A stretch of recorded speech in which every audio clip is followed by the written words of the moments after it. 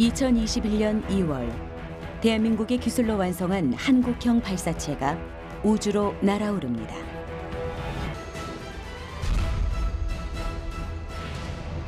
그 이름은 누리호.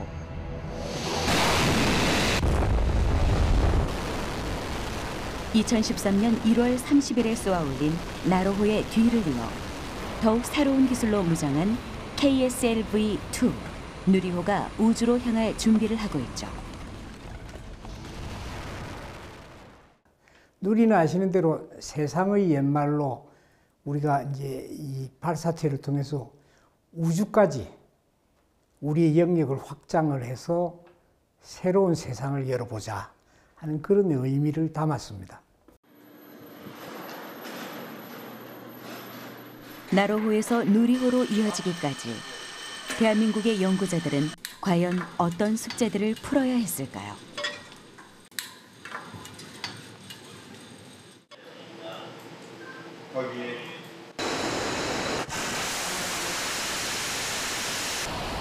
그리고 누리호의 등장은 우리에게 얼마나 많은 이야기를 전하고 있을까요?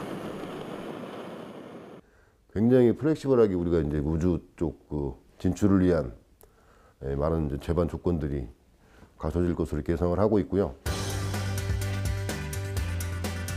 우주로 가는 길. 그 여정 속에 깃든 대한민국의 빛나는 과학기술과 연구진의 땀방울에 우리는 주목할 필요가 있습니다.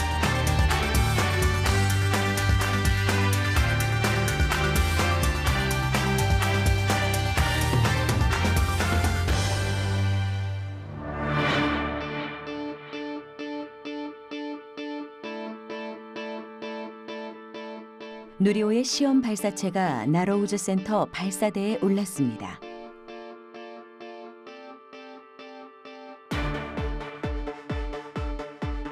나로호 발사 성공 이후 5년 만에 그 모습을 드러낸 한국형 발사체의 증거. 75톤급 액체 엔진이 장착된 시험 발사체는 2021년 발사될 본 발사체 누리호의 2단부에 해당하는 1단형 발사체입니다. 10, 9, 드디어 8, 카운트다운이 시작됐는데요. 6, 5, 4, 엔진 점화, 발사. 시험 발사체가 발사되었습니다.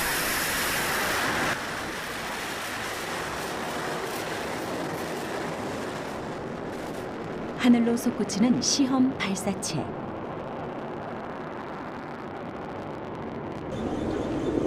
무게 52.1톤, 총 길이 25.8m의 시험 발사체는 발사 5분 19초 후 최고점에 도달한 다음 제주도 남동쪽 공해상에 무사히 떨어졌습니다. 엔진 정지 확인.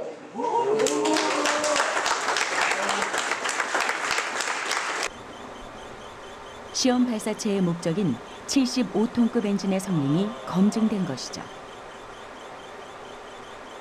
이것의 목적은 우주 공간에 인공위성을 올리는 것이 아니고 실제 공중으로 날아가면서 저희가 계획된 대로 엔진의 연소가 이루어지고 그 궤도가 저희가 원하는 대로 이제 진입이 되고 그런 실제 발사 전에 발사 전 과정을 검증하기 위한 모델이 되겠습니다. 여기까지 성공한다면은 이제 한국형 엔진 4개짜리를 진행을 해도 큰 무리가 없다라는 확신을 가지게 되겠습니다.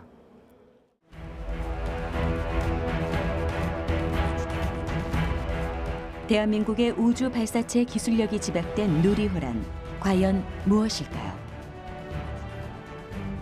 누리호의 모든 것을 낱낱이 살펴볼 필요가 있을 것 같습니다.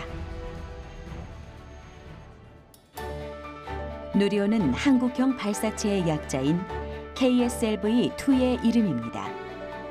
2021년 발사를 앞두고 있는 누리호는 1.5톤급 인공위성을 지구 저궤도로 쏘아올릴 수 있는 3단 우주 로켓입니다. KSLV-1인 나로호와 비교하면 누리호의 무게는 나로호보다 약 1.5배 무거운 200톤이며 총 길이 47.2m, 나로호보다 14m 정도 더 깁니다.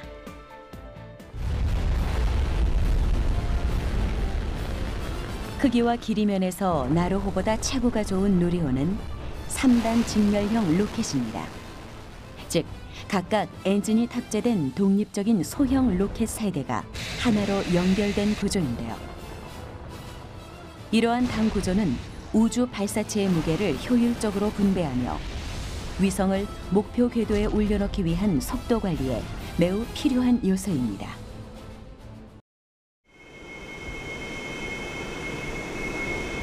나로호는 2단형 발사체였죠. 1단에는 170톤급 액체 엔진과 연료 탱크가, 2단에는 7톤급 고체 엔진과 연료, 그리고 위성 등이 탑재됐는데요. 나로호의 경우 상단부인 2단은 우리의 기술로 설계됐지만 하단부인 1단 설계에는 러시아의 기술력이 동원됐습니다.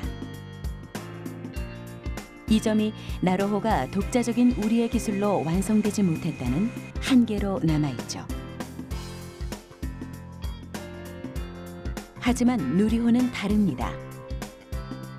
1단의 75톤급 액체 엔진 4기, 2단의 75톤급 액체 엔진 1기, 그리고 3단의 7톤급 액체 엔진 1기까지 모두 대한민국의 기술로 완성될 것이기 때문입니다.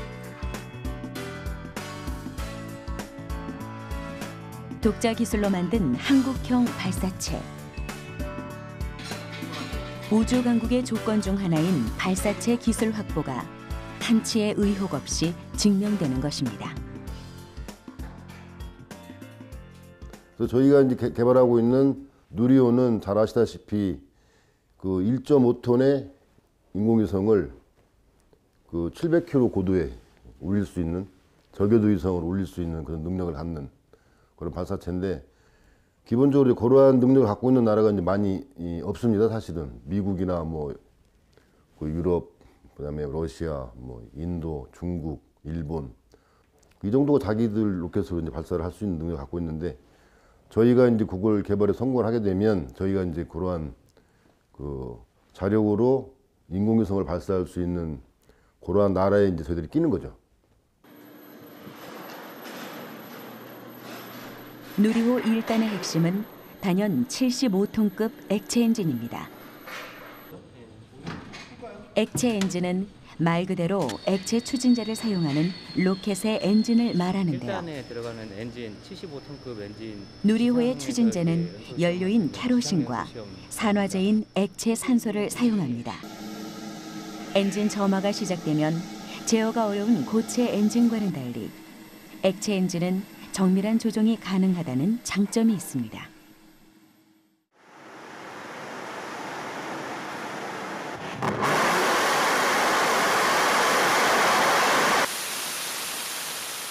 액체 엔진의 또 다른 장점은 비추력이 뛰어나다는 점입니다.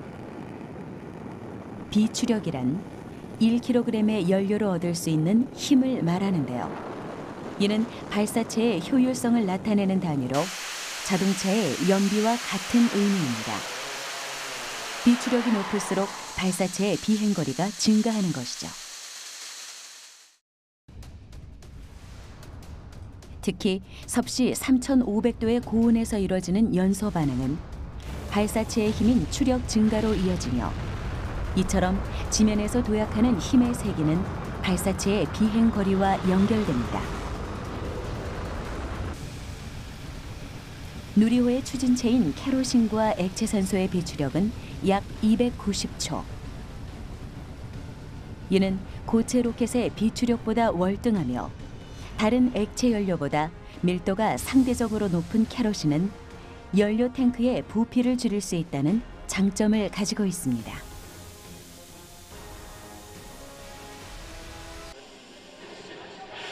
안정적인 제어가 가능하며 효율이 높은 액체 엔진은 현재 발사체와 우주 탐사선 등에 다양하게 활용되고 있는데요. 하지만 그 장점만큼 정밀한 설계가 필요하기 때문에 개발이 어렵다는 단점이 있죠.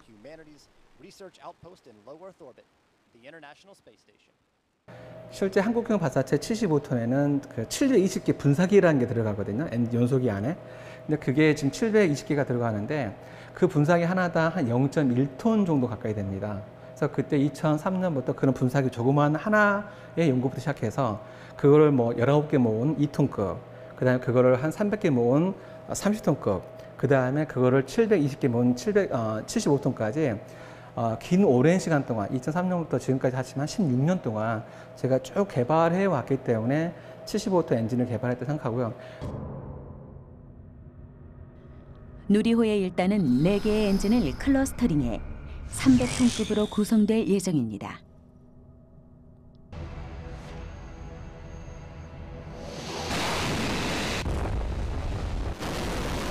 클러스터링이란 여러 대의 엔진을 묶어 마치 하나의 엔진처럼 작동시키는 기술을 뜻하는데요.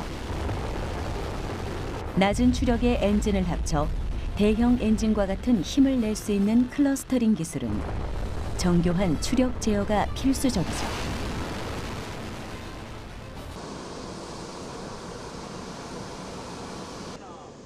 나로호를 개발할 때는 이러한 1단 액체 엔진 설계 기술이 러시아로부터 이전되지 않았습니다. 하지만 이를 계기로 한국형 발사체의 액체 엔진 자력 개발이 시작된 것입니다.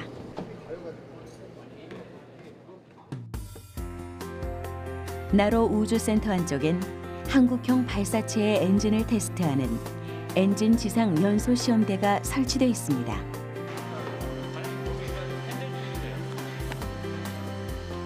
(75톤급) 엔진이 실제 작동하는 모습을 지상에서 확인할 수 있는 곳이죠. 연구진은 누리호의 시험 발사체 완성을 위해 이곳에서 90번이 넘는 지상 연소 시험을 시행했습니다. 우리 지형에 맞는 시험대를 설계, 제작하고 약 7,300초의 엔진 시험 시간을 누적하기까지 이 모든 과정을 불과 5년 만에 이뤄냈습니다. 우주 분야에선 자국의 기술 노출이 결코 허용되지 않는데요. 우리 연구진들은 대한민국의 독자적인 기술력으로 한국형 발사체의 핵심인 엔진을 개발하고 맞춤형 시험 설비까지 구축해낸 것입니다. 그동안 초기에는 우리가 과연 할 수 있어? 라고 회의적인 시각을 가진 분들이 되게 많았습니다. 액체로켓 엔진은 사실 독일의 VTU 로켓부터 시작하는 거거든요. 그걸 가져다가 미국, 그다음에 러시아가 발전시켜서 나머지 나라든 유럽이든 아니면 뭐 중국이든 이렇게 많이 발전한 나라인데 저희가 그거 물론 자료들은 인터넷 자료들은 모을 수 있지만 핵심 기술은 못 받았거든요, 기본적으로. 그런데 저희 스스로가 그 기간 동안 그 액체로켓 엔진을 만들었다는 개발을 어느 정도 완료했다는 거는 큰 자랑거리라고 생각합니다.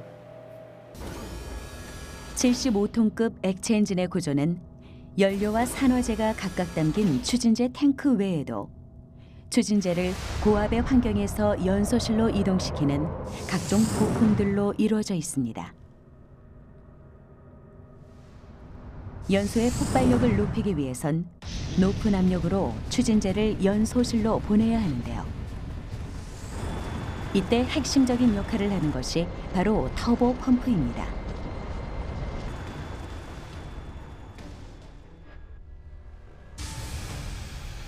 초당 255kg의 연료와 산화제를 공급하는 터보 펌프의 축 회전 속도는 최대 3만 rpm.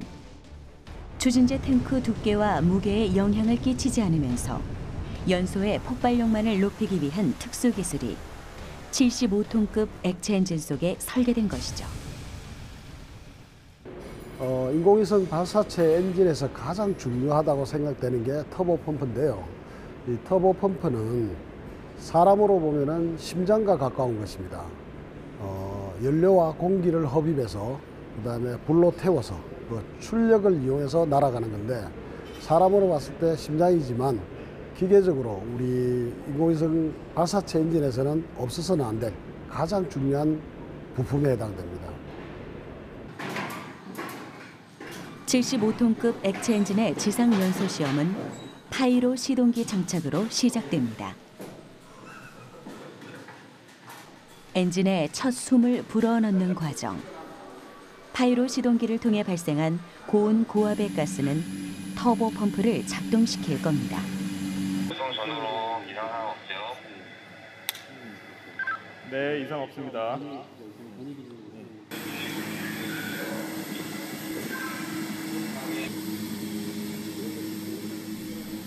엔진의 부품마다 부착된 센서들은 연소 시 모든 상황들을 제어 계측실로 실시간 전달하는데요. 우주로 향하는 하나의 엔진을 중심으로 각종 공학 기술과 정보통신 기술, 그리고 항공 우주 분야 연구진의 노하우가 이만큼이나 집약되고 있다는 사실이 실감나는 순간입니다.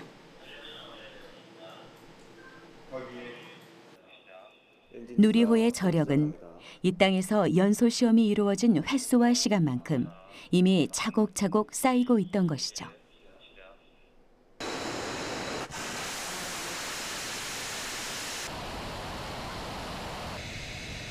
외나로도를 뒤흔드는 75톤급 엔진의 폭발력.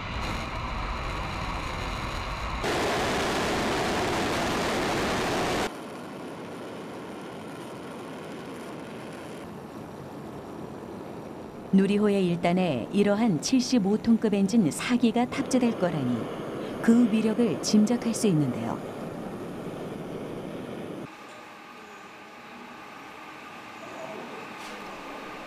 엔진 지상연소 시험을 마친 엔진과 그 주변에서 조금 전 일어난 거대 연소의 흔적을 살펴볼 수 있습니다.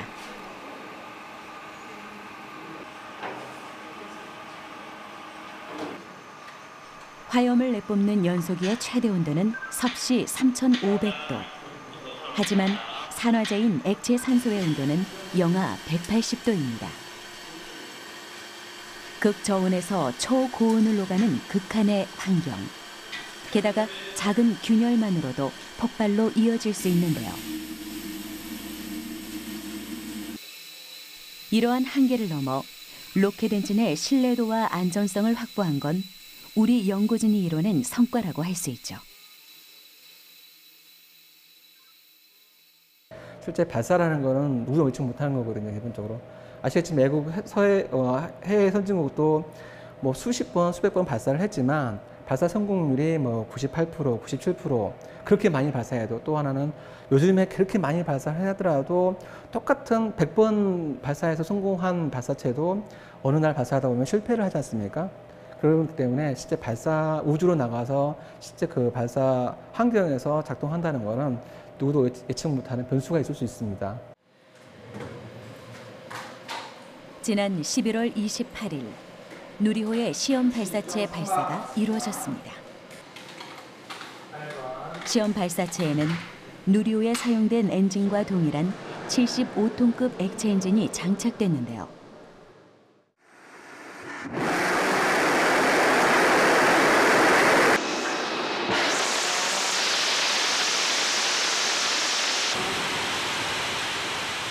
본 발사에 앞서 이러한 시험 발사가 이루어지는 이유는 실제 비행 실험을 통해 발사체의 비행 성능과 전자, 제어 등의 서브 시스템을 점검하기 위해서입니다.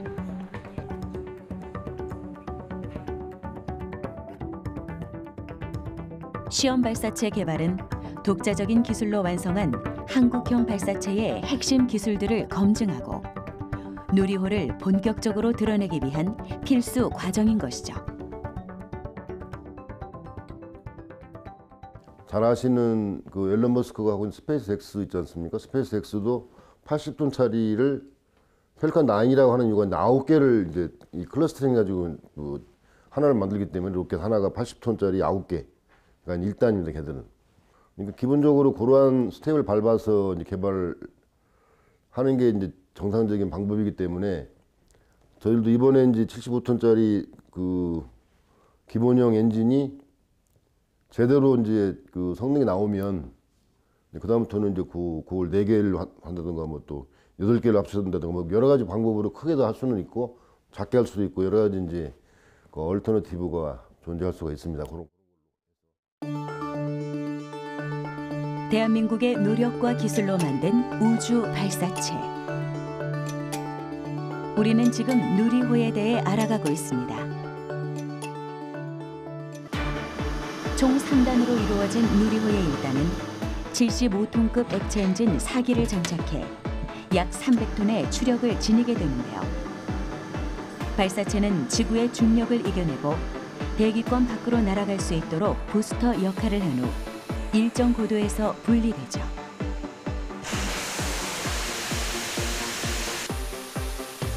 그렇다면 1단이 분리되고 남은 2단과 3단은 어떤 역할을 하는 걸까요? 그 역할과 핵심 기술에 대해 알아보도록 하겠습니다.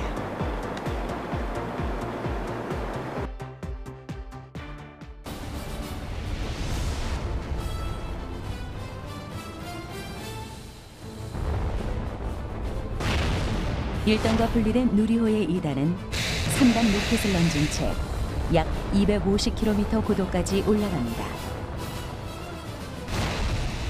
2단 역시 1단과 마찬가지로 발사체가 임무를 수행할 수 있도록 일정 고도까지 올려놓는 일을 하는 것이죠.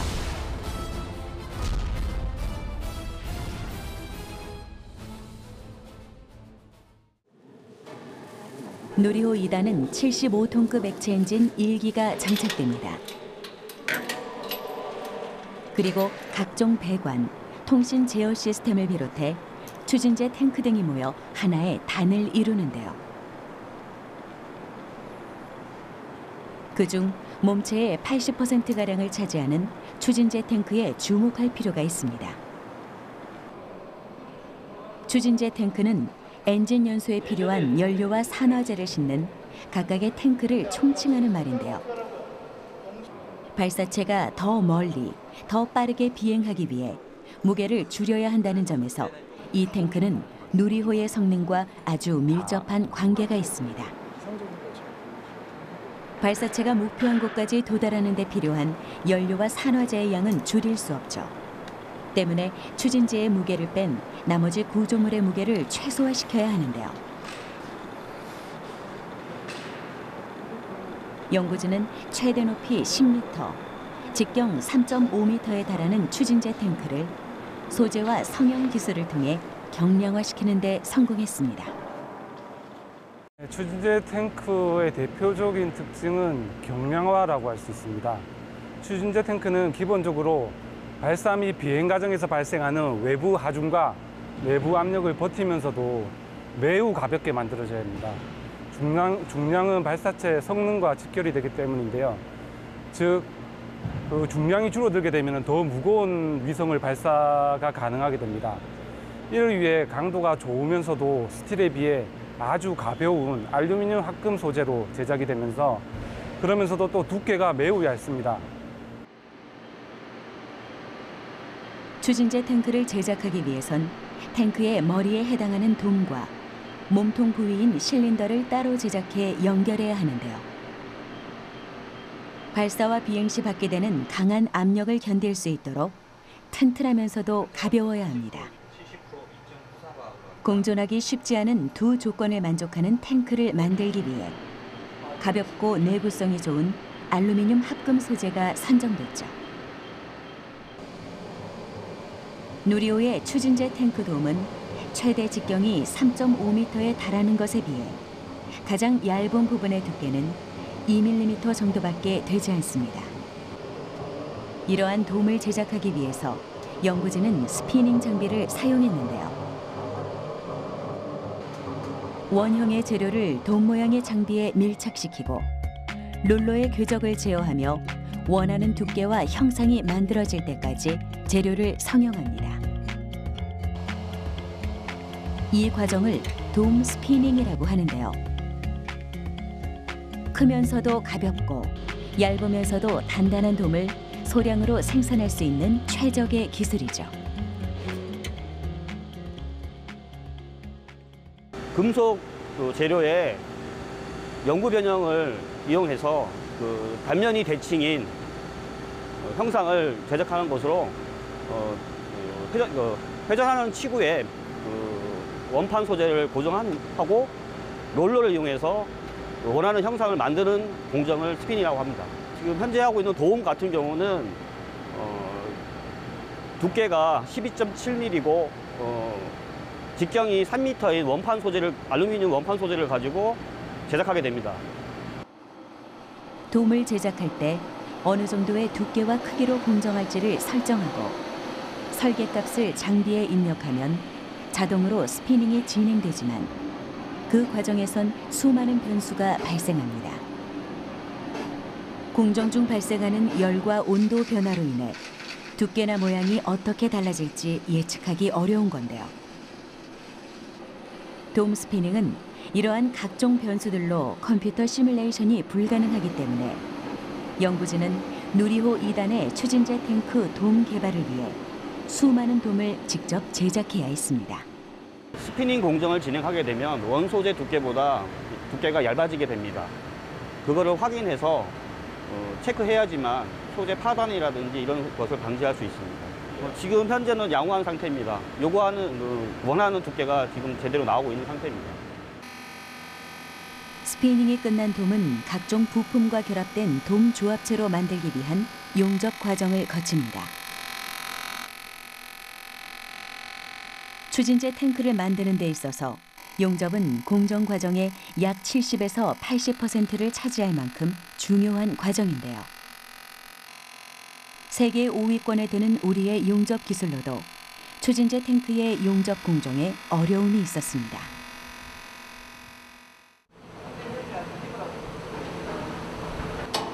특히 원주 용접의 경우 실린더와 실린더와 상하부돔 조합체를 가지고 최종 용접을 완성하는 작업인 만큼 결함을 없애기 위한 많은 노력이 필요했죠. 용접 중 한 번이라도 불량이 나면 전체를 폐기해야 합니다. 돔 스피닝과 같이 앞서 진행한 모든 공정 과정을 또다시 시작해 진행해야 하는데요. 연구진은 불량 발생을 방지하기 위해 테스트를 거쳐 원주 용접에 가장 적합한 플라즈마 용접을 적용하며 용접 공정 과정을 안정화시켰습니다. 직경에 비해 두께가 얇기 때문에 용접 중에 변형이 많이 일어났습니다. 그래서 저희가 이 용접 치구를 한번 제작을 하고 나서 목업 시편, 즉 테스트 시편, 제품과 같은 형상의 시편을 만들어서 적용을 해보고, 그리고 이 용접 중에 변형이 생겨서 다시 수정, 가공, 다시 용접 치구를 재제작해서 만들어서 지금 용접 공정을 하였고, 그래서 시행착오를 겪고, 그리고 기공, 용접 후에 기공이 나왔기 때문에 이 기공을 없애기 위해서, 그리고 용접부는 아주 청결하게 여러 번 반복할 정도로 깨끗하게 만들어서 지금 본 공정을 완성하였습니다. 자력으로 만들었기에 더욱 의미 있는 추진제 탱크. 2021년 발사될 누리호의 각 단에는 크기와 두께는 조금씩 다르지만 추진제를 제공하는 탱크들이 위치하게 될 텐데요. 연료인 캐로신과 산화제인 액체 산소를 실은 추진제 탱크들은 각 단이 목표 고도에 이르러 발사체의 임무를 완수하는 데 있어 핵심적인 역할을 하게 될 것입니다. 누리호의 마지막 단 3단은 발사체의 본 목적을 수행하는 역할을 합니다. 상부에 탑재한 인공위성을 목표 궤도에 올려놓는 것인데요. 1, 2단과 다른 역할을 맡은 만큼 그 구성도 조금 다릅니다. 누리호 3단은 7톤급 액체 엔진 1기가 장착됩니다. 상단은 페어링이라 불리는 원뿔 모양의 보호 덮개로 덮인 탑재부가 있는데요. 탑재부엔 우주로 운송하는 물품이 들어갑니다. 탑재부에서 인공위성을 싣는다면 우주 발사체가 되고, 핵물질을 실으면 대륙간 탄도미사일과 같은 무기가 되죠. 즉, 탑재부에 어떤 물체를 싣느냐에 따라 발사체의 역할이 달라지기 때문에 탑재부가 있는 마지막 단은 발사체의 미션을 완수하는 부분이라고 할 수 있습니다.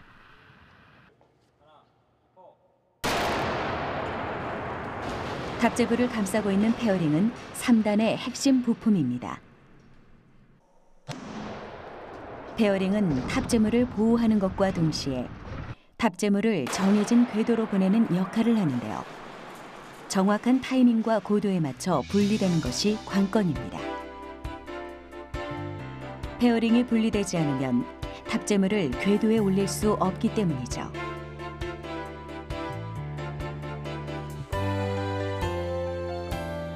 누리호의 경우 2단이 점화될 때 페어링이 분리되는데요. 이때 탑재부 안에 있던 위성이 노출되며 위성이 궤도에 오를 수 있는 환경이 조성됩니다. 누리호에 탑재되는 위성은 국내 기술로 제작된 1.5톤급 실용 위성입니다. 실용 위성이란 실생활이나 산업에 사용되는 위성을 말하는데요. 기상위성, 통신위성, 항공위성 등이 모두 실용위성에 해당하죠. 우선 위성을 통해서 제공받는 정보가 날씨 예측이 있을 수 있고요. 해양의 여러 가지 정보를 취득을 해서 태풍이라든지 그다음에 해양 자원에 대한 거라든지 이런 것을 위성을 통해서 정보를 우리가 또 얻을 수 있고요. 환경에 대한 상황을 엄청나게 많은 데이터를 통해서 예측을 하고 그런 환경에 대한 여러 가지 위험을 예방을 하고 또 그런 문제를 해결하는 것도 위성이 굉장히 중요하게 됩니다. 재난재해 대응 또 다양한 공공 분야에 활용돼서 궁극적으로 더 편리한 국민의 삶을 증진시키게 될 겁니다.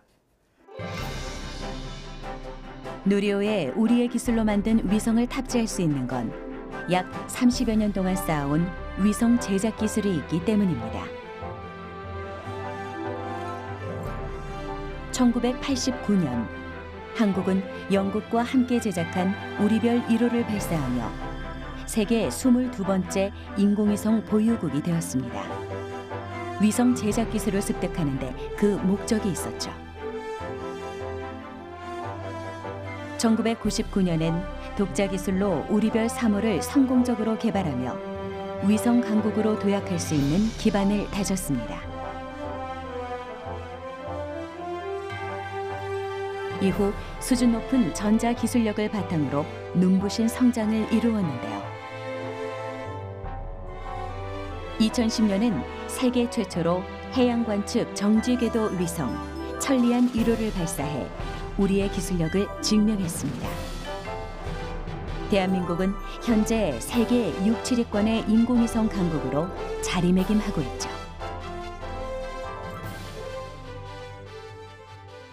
저희들이 지금 위성 기술을 보통 얘기를 할 때 위성 설계 기술, 뭐 제작 기술, 조립 시험 기술, 뭐 운영 기술 얘기를 하는데 우리나라는 이 전체 4개 기술에 대해서는 지금 해외 의존 없이 독자적으로 다 그 수행을 하고 있습니다. 그리고 이제 그 수준 자체도 지금 거의 위성 선진국에 대해서 거의 근접하고 있고요. 특히 뭐 저궤도의 그 다목적 실용위성 같은 경우에는 그 개발된 위성의 성능 면에서도 거의 세계 최고 수준에 지금 육박하고 있는 그런 상황입니다. 천리안 1호는 해양 관측 임무를 맡음과 동시에 위성 통신, 기상 관측 임무도 수행하고 있습니다. 우리가 일기예보를 통해 보는 영상들은 대부분 이 천리안 위성이 보내준 정보죠. 고도 약 36,000km에서 지구의 자전 속도와 동일하게 움직이며 늘 지구의 한 방향을 넓게 관찰하기에 가능한 일인데요. 천리안 1호는 이제 곧 수명이 다해 천리안 2A호에 그 역할을 승계하게 됩니다.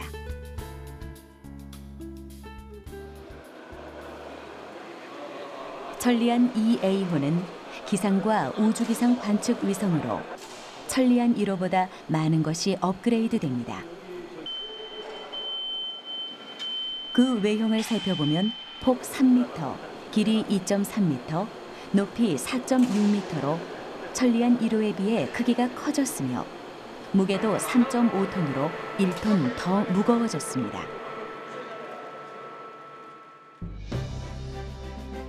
성능 부분에선 관측 속도는 약 3배, 자료 전송 속도는 18배, 그리고 카메라 해상도는 4배 정도가 증가해 일기예보의 정확도와 기상이변 예측 능력이 한층 개선됩니다.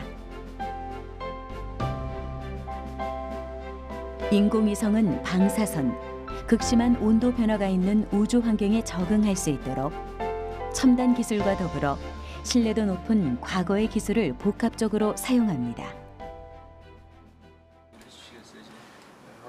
연구진은 설계부터 제작, 조립, 시험까지 해외의 도움 없이 천리안 2호를 독자 기술로 개발했는데요. 그렇게 천리안 2A호 개발을 완료하는 데 걸린 시간만 꼬박 7년. 이제 모든 점검을 마친 천리안 2A호의 실제 비행 모델이 발사를 앞두고 있는데요. 누리호의 발사 성공과 함께 상단에 탑재된 실용 위성을 목표 궤도에 올려놓는다면 우리는 자력으로 위성을 발사할 수 있는 발사체 기술을 확보함과 동시에 위성 산업 또한 한층 도약할 수 있게 됩니다.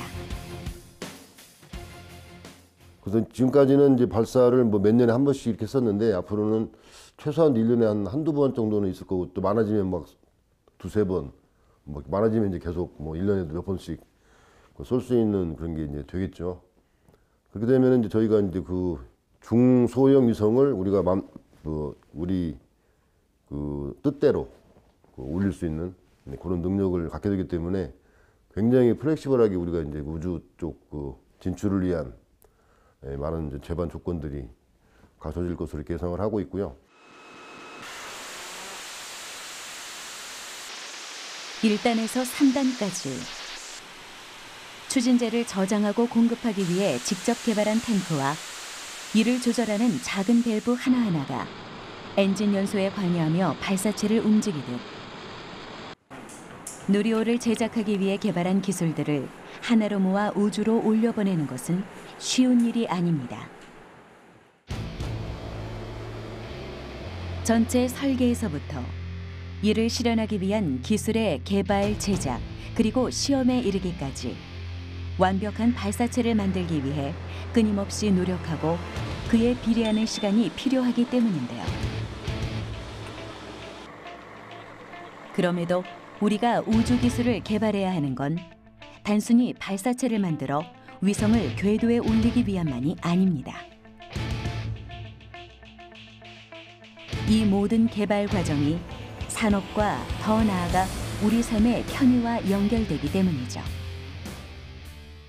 이게 우주기술 개발이라고 하는 거는 경제력과 과학기술을 같이 가진 나라들만 할 수 있었기 때문에 국가 위신하고도 관련된 과학기술이 그런 특징이 있었거든요. 근데 지금은 사실은 그 우주기술의 응용 분야가 굉장히 많이 늘어났습니다. 유인 우주 왕복 기술까지 가시화되고 있기 때문에 이렇게 되면 인간이 활동하는 영역 자체가 굉장히 넓어지는 거잖아요.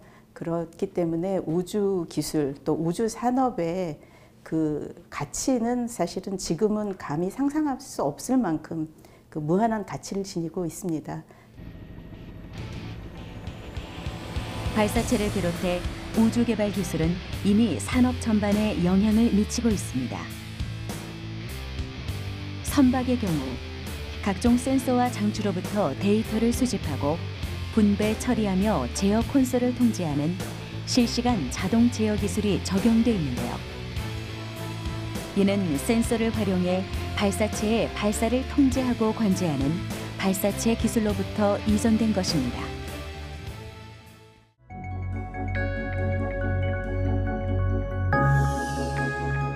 우주에서 촬영한 사진과 영상은 아무리 성능 좋은 카메라로 찍어도 화질이 흐릿하거나 왜곡이 발생할 수 있습니다. 때문에 화질을 높이고 왜곡된 이미지를 보관하는 디지털 영상 처리 기술 연구가 병행되는데요. 이 우주 기술은 병원에서 사용하는 영상 진단 장치에 응용돼 있습니다. 다른 불편하신 데 없으시고요? 초음파 MRI와 같은 영상 진단 장치는 환자의 정확한 상태를 진단하기 위해 왜곡 없는 고화질의 영상이 필수이기 때문이죠.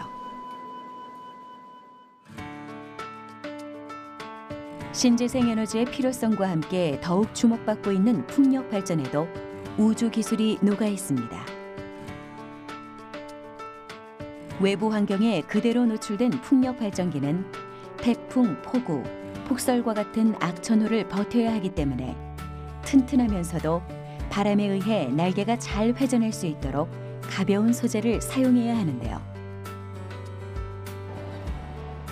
우주 발사체 제작을 위해 개발된 소재는 풍력 발전기에 적용돼 효율적인 전기 생산을 가능케 합니다.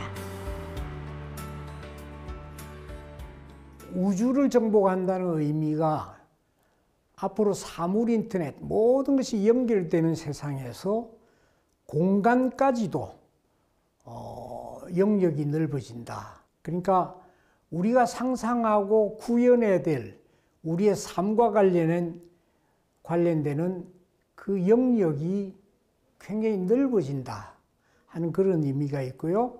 이제 우리 삶과 관련하면은 우리가 편리한 삶, 또 안전한 삶, 또 삶의 질을 높이는 이런 것과 더불어서 우리나라가 앞으로 미래의 먹거리, 요즘 우리가 혁신성장이라고 그러죠.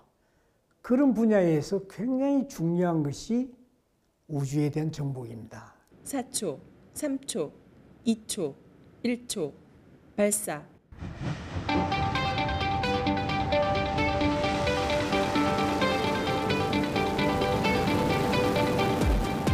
나로호 발사 이후 5년이 지난 지금 우리는 해외의 힘을 빌려 완성한 나로호의 한계를 딛고 백지와 다름없었던 한국형 발사체의 설계도를 자력으로 채워 그 실체를 완성해 가고 있습니다.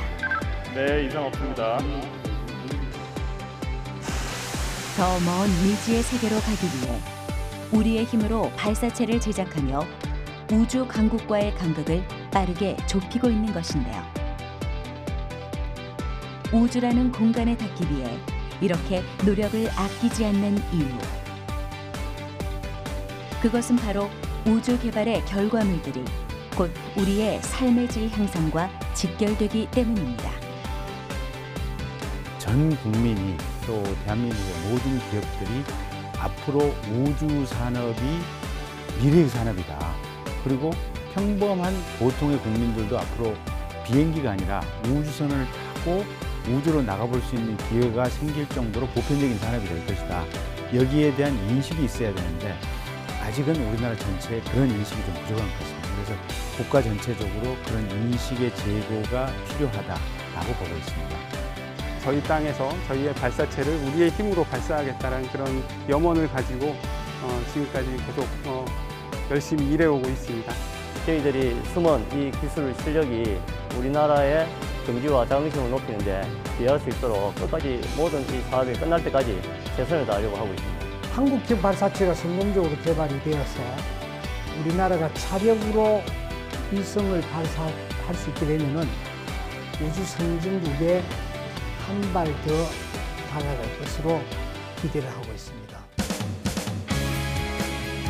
우주로 가는 길이 쉽지만은 않습니다. 하지만 우주 개발을 위해 겪은 수많은 시행착오와 문제를 개선하고자 하는 노력이 누리호라는 한국형 발사체 개발로 이어지고 있는데요. 대한민국의 30년 우주 개발 역사 속에서 한 페이지를 장식할 누리호. 그 이름 속에 담긴 우리의 미래를 기대해 봅니다.